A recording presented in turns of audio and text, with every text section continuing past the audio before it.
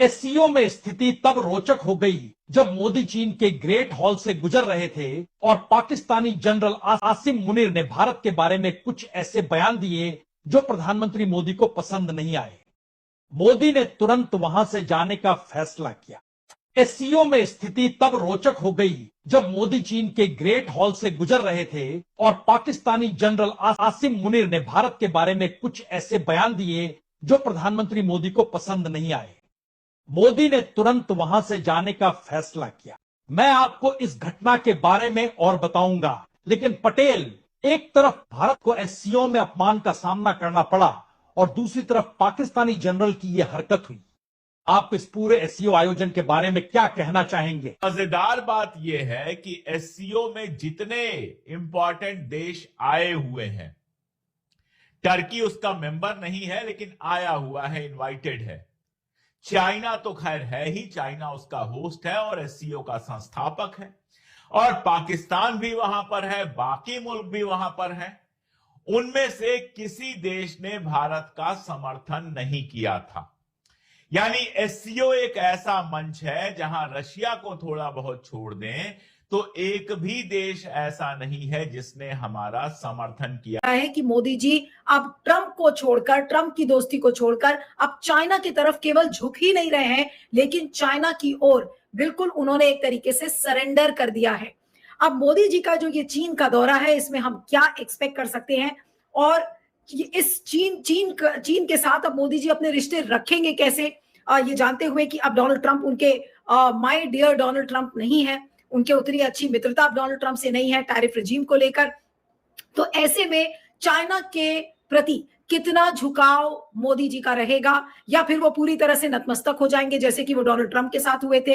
कोई सबक Donald Trump के की जो जिस तरह से डोनाल्ड ट्रंप ने भारत की बेइज्जती की है, उससे क्या मोदी जी कोई सबक लेंगे? आज जब चाइना की धरती पर वो लैंड कर रहे हैं, सब लोग ये सवाल कर रहे हैं कि क्या चाइना मोदी जी सरेंडर करने के लिए गए हैं अपने आप को, और पूरा देश उन्हीं के हवाले ऐसा लग रहा है कि करके आएंगे।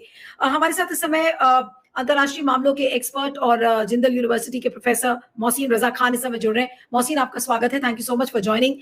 जो ये चीन का दौरा है, मोदी जी लैंड कर चुके हैं, लेकिन इस चीन के दौरे को देखकर आपका क्या आकलन है, क्या रीडिंग है कि मोदी जी और राष्ट्रपति शी जिनपिंग के साथ कैसे रिश्ते अब मोदी जी आगे बढ़ाएंगे? नीलू जी, देखिए, आप पिछले 10 साल या 12 साल का इतिहास देख लीजिए। चीन ने कई दफा हमारे ऊपर प्रेशर डाला है। एक बार डोकलाम में डाला था, उसके बाद हम पीछे हटे। उससे पहले हमने दोस्ती करने की कोशिश करी चीन के साथ।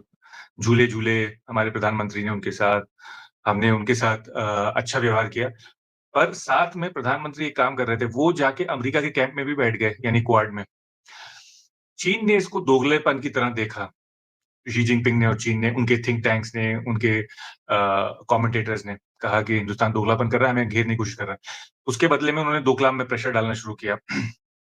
आपको याद होगा 2017 में हमने वहां पे उनके साथ कुछ थोड़ा बहुत एग्रीमेंट करके मोदी जी पहुंच गए वुहान 2018 में, एक तरह का सरेंडर करने। क्योंकि उनको लगा कि अगर 2019 के चुनाव से पहले लड़ाई हो जाएगी तो इलेक्शन में बहुत भारी नुकसान होगा। चीन भी ठंडा पड़ गया, पर वो इलेक्शन खत्म हुए और 2020 में सीधा गलवान हो गया। वहां पे हमारे सिपाही भी शहीद किए गए, मारे गए। और उसके बाद फिर हमने कुछ, मोदी जी ने पब्लिकली कहा तो नहीं, ना चीन का नाम लिया, ना कहा, और कहा ना कोई घुसा है, ना कुछ, हमारा कोई पेट्रोलिंग पॉइंट नहीं लिया। पर कुछ हमने चीन के साथ फिर वो स्वभाव अपना बदला थोड़ा। हमने उनके निवेश कुछ रोका यहाँ पे हिंदुस्तान में, और हमने कुछ मैं ये तो नहीं कहूंगा कोई बहुत बड़ा कदम लिया चीन के खिलाफ, पर हमने दोस्ती बढ़ाने से मना किया चीन को, और कहा कि पहले ये बॉर्डर का मामला सुलझाओ। फिर अमेरिका ने हमें ये इस तरह का सपोर्ट देते रहे। अमेरिका हमें 2004 से ही दे रहे हैं। अमेरिका काफी सपोर्ट, पहले न्यूक्लियर डील में ये वो सपोर्ट कर रहे थे कि इंडिया को एक काउंटरवेट बनाएंगे चाइना का, ताकि एशिया में एक हम और हिंदुस्तान मिलके कुछ चाइना का काउंटर कर पाएंगे।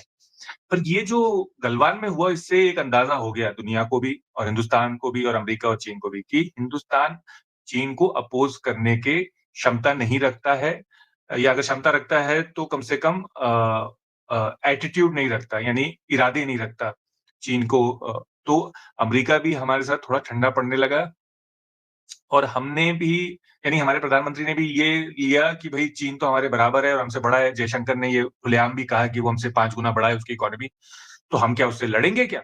यानी कि हम चीन से ज्यादा टकराव नहीं करेंगे। और फिर जब ये अब ये हमें डोनाल्ड ट्रंप ने धोखा दिया है, जिसे हम धोखा कह रहे हैं, इंटरनेशनल रिलेशन में कोई धोखा तो नहीं होता, क्योंकि कोई दोस्त भी नहीं होता और कोई धोखा भी नहीं होता। ये तो बेवकूफी थी गोदी मीडिया की और ये भक्तों की कि वो उनकी पूजा बना के उनकी मूर्ति बना के पूजाएं कर रहे थे उनकी और उनकी दुआएं मांग रहे थे उनके इलेक्शन के लिए। तो उनको लगा कि हमारा इंटरेस्ट नहीं है इसमें ट्रंप का, कि भाई हमें इस सबसे मामला नहीं चाहिए कि चीन को घेरा जाए और ये वो, हमें मामला है कि हमारा धंधा हो। तो उसमें उन्होंने हमारे ऊपर टैरिफ लगा दिए और वो और नाराज हो रहे हैं कि हम रशिया का ऑयल खरीद रहे हैं, जिससे हम यूक्रेन में उनको अमन बहाल नहीं होने दे रहे, जिससे उनको नोबेल पीस प्राइज मिलेगा ट्रंप को, क्योंकि ओबामा को मिल चुका है तो उनको भी नोबेल पीस प्राइज चाहिए। ऊपर से हम उनकी रोल, जो भी रोल रहा उनका, उसको मानने को तैयार नहीं, उनकी मध्यस्थता को, तो वो और चिड़े हुए हैं काफी। तो अब हमने ये फैसला किया कि नहीं, अब हम वापस जाएंगे चीन के पास दिखाने के लिए अमेरिका को कि देखो हमारे पास और भी ऑप्शंस हैं, विकल्प है हमारे पास। अब हम, ऐसा लग रहा है जैसे एक जिल्टेड लवर जिसे कहते हैं, एक नाकामयाब इश्क, तो हम अपनी पार्टनर को भी छोड़ के पुराने पार्टनर के पास चले जाएंगे। तो भाई पुराने पार्टनर को किसी वजह से छोड़ा था ना, किसी वजह से आप नाराज थे, अब आप वापस पहुंच जाएंगे, तो अब आप देखिए आप किन हालात में वापस पहुंच रहे हैं, एक तरह का सरेंडर कर रहे हैं आप चीन के साथ।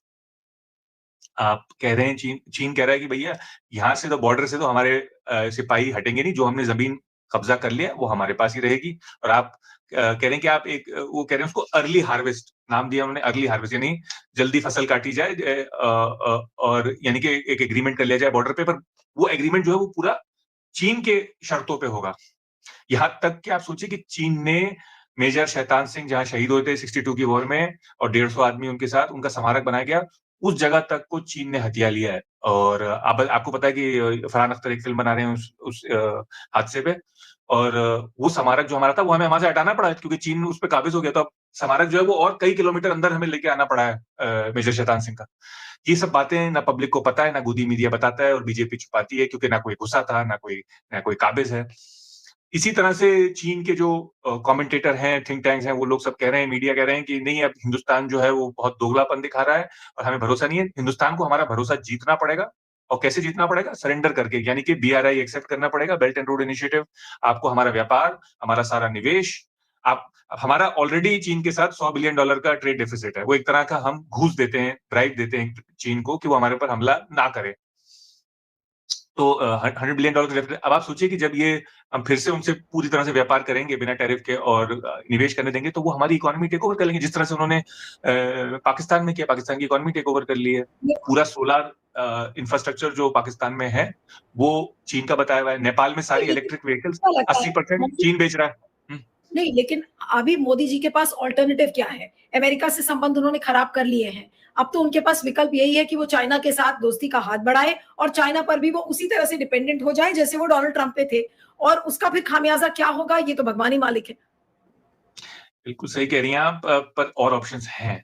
देखिए, अमेरिका के साथ भी और ऑप्शंस थे। जरूरी नहीं था कि हालात इतने बिगड़ जाते। हमें पहले से पता था डोनाल्ड ट्रंप की फितरत क्या है। फिर वो बहुत सारे सिग्नल दे रहे थे हमें टैरिफ किंग कह के, और शुरू से ही कह रहे थे हम टैरिफ लगाएंगे। यानी व्हाइट हाउस में आने से पहले ही, इलेक्शन जब वो कैंपेनिंग कर रहे थे और फिर जीते थे, तभी से कह रहे थे मैं टैरिफ लगाऊंगा। हमें उसकी तैयारी करनी चाहिए थी, हमें उनकी मानसिकता समझनी चाहिए थी, हमें उनके जो वीक पॉइंट्स हैं वो समझने चाहिए थे, उनके स्ट्रॉन्ग पॉइंट समझने चाहिए थे। जैसे समझा, और कुछ मुल्कों ने, हर मुल्क हमारे हालात में नहीं है, हर मुल्क के ऊपर 50% टैरिफ नहीं लगा हुआ है इस वक्त, बल्कि 25% भी, अगर वो 25% हटा भी दें तो भी 25% भी किसी के ऊपर नहीं लगा हुआ है एशिया में इस वक्त। ज्यादातर मुल्कों के ऊपर 19 से 20% है, एशिया के मुल्कों के ऊपर। कुछ के पास 15% है जैसे जापान और साउथ कोरिया, और कुछ के पास सिर्फ 10% है जैसे ऑस्ट्रेलिया। तो हम, अगर हमारे पास 25 भी रह गया तो भी हम सबसे ज्यादा टैरिफ वालों में से होंगे। यानी कि हमारे जो लेबर है, हमारा जो वर्कर है उन इंडस्ट्रीज में, वो सफर कर रहा है, वो बेरोजगार हो जाएगा, वो कैसे बेचेगा? उसकी वजह से लाखों लोग भूखे, उसके परिवार वाले, उससे कनेक्टेड लोग, यानी मल्टीप्लायर इफेक्ट जिसे कहते हैं इकोनॉमिक्स में, और जॉब्स इफेक्ट होती हैं। आपका रियल एस्टेट इफेक्ट होगा, स्टॉक मार्केट इफेक्ट होगा, आपकी करेंसी गिर रही है। आप देखिए कितने पे आ गया रुपया, 88 रुपीज पे आ गया है डॉलर के खिलाफ। तो आपको पहले से ही तैयारी करनी चाहिए थी, आपको पता था क्या होने वाला है, किस तरह का आदमी